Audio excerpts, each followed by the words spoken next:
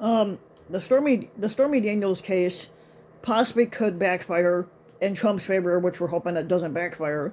But the Department of Justice, a slow build of a case against Donald Trump may end like the mystery of Al Capone's vault. Sorry. Um, the walls are finally closing in on Trump. Donald Trump is in big trouble. Justice has finally come for Donald Trump, and there is no way that he can possibly escape this time. At least that's what we're thinking over and over in our heads. But but for some reason he always escapes what they call criminal prosecution, shit like that. Now this is what we've been hearing the last 7 years. The American people in the world have heard some version of the sentiment many times. This week, those voices are screaming even louder as Trump is supposedly set to be indicted by a grand jury in New York for alleged crimes connected to hush money payments that he paid former porn star Stormy Daniels back in 2016, where he paid hush money to her. Now, alas, the interminable wait for Trump to finally be held accountable for his many crimes continues as the grand jury in Manhattan did not convene on Wednesday. Now, contrary to the excitement, premature celebrations, and sense of anticipation for Trump's imminent indictment in New York, we find the whole matter to be very anticlimactic and deflating.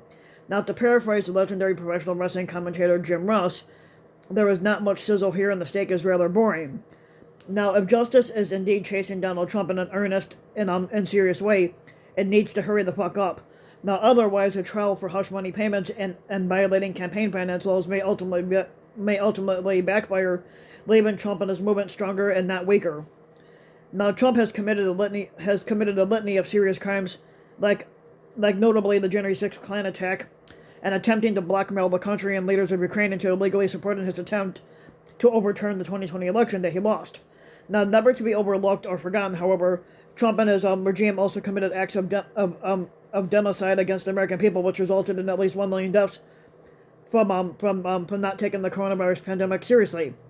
Now, Trump has escaped justice for his presidential crime-spree, or squatter crime-spree, and the decades of crimes he committed beforehand, is an indictment of American democracy and the country's legal system and other institutions. Now, justice in America is not fucking blind. There's only one justice system for rich white people and another one for everyone else. The justice system that awaits poor black and brown people is a special and distinct type of monster. The system, Ellie Mistel writes in a recent essay at The Nation, has never been able to sufficiently protect us from Trump, and I don't think it's about to start now. Now, as a practical matter, what is the actual likelihood of convicting Trump for the crimes that he committed in the Stormy Daniels case? In a new essay at New York Magazine, Ankush Kardori explains this. Now, the prospective prosecution is being described among Democratic observers as the least significant and the weakest one facing Trump. The hardest to prove among all the legal cases that Trump faces, one with manifold legal and evidentiary problems. Now, there are concerns that the indictment might even boost Trump's re-election prospects. Now, during an appearance last week on MSNBC, a former U.S. Attorney General during the Obama administration lamented the fact that Manhattan District Attorney Alvin Bragg may be the first to charge Trump rather than Justice Department Special Counsel Jack Smith, our Fulton District Attorney Fani Willis in Georgia. Now, I wish these prosecutors would get somewhere in a room together and talk about who has the strongest case and who's got the most evidence and who can actually do something, as opposed to worrying about who's going to be the first one at the watering trough. Like he said, adding, like others have argued, that he did not find the case very compelling. Now, it's hard to venture a definitive view on any of this at the moment, particularly since we will not know for certain what charges Bragg's office is bringing unless and until there is an actual indictment. Now, if this is indeed the theory that Bragg's office is contemplating, the hand-wringers have fair reasons to worry, which we should all have a reason to worry.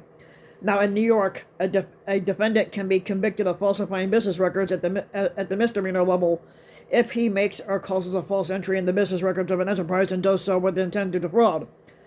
Now, the charge can be escalated to a low-level felony with a 4-year maximum term of imprisonment if the defendant intended to commit another crime or to aid or conceal the commission thereof. Now, the New York Times has described the prospective case as one that hinges on an untested and therefore risky legal theory involving a complex interplay of all levels, all amounting to a low-level felony. Now, Kadari continues on. For the time being, we find ourselves preparing for literally unprecedented and deeply strange situation, one that owes its existence first and foremost to Trump and his endless creativity and generating new legal problems, as well as the Republican Party's seemingly endless appetite for indulging in his excesses, but also to a democratic legal establishment that has struggled for years to manage those concerns on behalf of the public in a responsible, fulsome, and orderly manner. Now, whether Bragg and his team of prosecutors can break that pattern remains to be fucking seen. Now, in a new essay here at Salon, criminologist Greg Barak is a bit more optimistic about Trump finally facing true justice and accountability.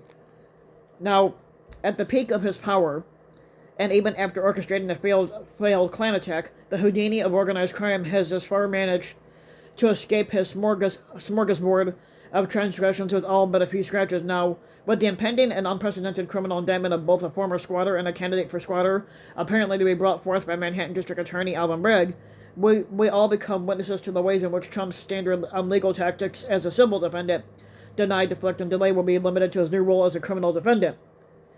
Now, for a variety of reasons, including fear of setting a precedent where a former squatter is indicted for his crimes in an act of retaliation, factional infighting with the Department of Justice, Biden's insistence on not being consumed by the Trump investigations, concerns that there will be massive violence by Trump's maggot movement and other neo-fascists, and a need to be meticulous and perfect, given the potentially existential stakes involved for the country and its democracy.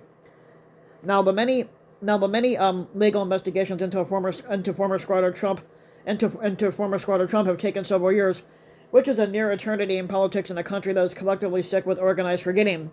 Now, unfortunately, the decision by the Department of Justice and other law enforcement agencies to be so ponderous and slow in advancing the many criminal cases against Trump has made the following nightmare scenario so much more likely. Now, Trump leverages the multiple criminal indictments against him as a way of rallying his sycophants. Now, Trump's criminal trials are also a way for him to make even more money and to further cement his control over the Republican Party and the conservative movement.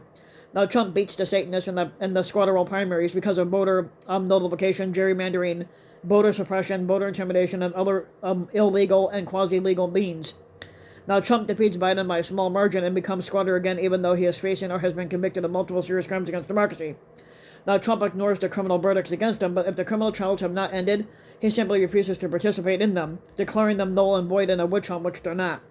Now, as promised, Trump begins his retribution and revenge campaign against his enemies and becomes a de facto king or Caesar who's truly above the law, which we do not want anybody above the law. Now, the United States will then face a constitutional crisis that is far worse than Trump's first regime and the Klan attack that he incited on January 6th. Now, some observers have compared Trump's potential indictment in the Stormy Daniels case for hush money payments and campaign finance laws, law violations, to how legendary mafia kingpin Al Capone was finally brought down not for murder but for tax evasion. Now, when I think of Capone and Trump, they're nothing alike, basically. The connections I summon are quite different and much more cautionary. Now,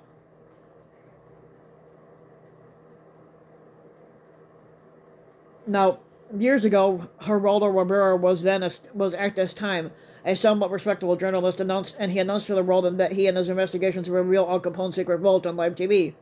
Now, at the time, the mystery of Al Capone's vault was a very big deal and a spectacle. It was estimated that 30 million people had watched that particular broadcast. Now, I'm obsessed with Al Capone, and I love reading stuff about him on Wikipedia and everything else. And basically, and it was decided that this was the perfect moment to buy our first VCR, which was a very expensive purchase at the time for anyone, $500, because back at this time nobody could afford it. Now, never mind a black working class family who brought it. My father, now there was a father, and he had a way around this challenge. Now, he reached out to one of his friends at the local electronics store, and his connection brought the VCR over to the house a few days before Geraldo's special. The father handed the friend some money in an envelope, and up he went to drop off some other special deliveries for the customers. Now, people, because of course, if you're not good with handling electronics, of course, you gotta read the manual to figure out how to set everything up. And of course, this family had pizza from one of the good places downtown near Yale University, and the kid and his father were waiting excitedly for the Al Capone special to start. Now the kid's mother said that they were that the son and father were being gullible and stupid, but she still kept walking by the den and looking at the TV with curiosity and anticipation. Now Geraldo apparently forced his way into the vault, and what the fuck did they find? Nothing but fucking junk. Now the kid's mother let out a big mocking guffaw. The boy's father was very angry and started to curse Geraldo Rivera, not because there was nothing in the bolt, but because Geraldo made a big mistake by finding the wrong bolt, and basically the whole family felt dejected. They were also very happy that they finally had a VCR and they could record Robotech, G.I. Joe, the Transformers, and professional wrestling, even though wrestling's all fake and staged. Basically, the kid decided to save his allowance to buy a copy of Star Wars, which at the time is the most boring fucking thing you could ever watch, and a waste of money. But which at the time was almost $100 at the local video store. I never did have the self-control to save all that money. But the parents got Star Wars tapes for Christmas, and the kid was very happy. To me, I'd be fucking bored.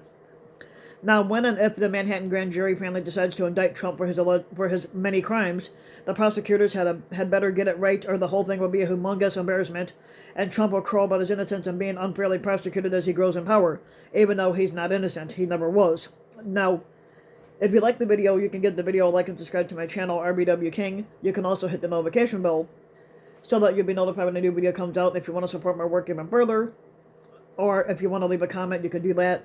But if you want to support my work even further, you can donate to my Patreon link, which you can find in the About section of YouTube. And for just a little, it's a few bucks a video or a month, your donation can help go a long way. And thanks for listening.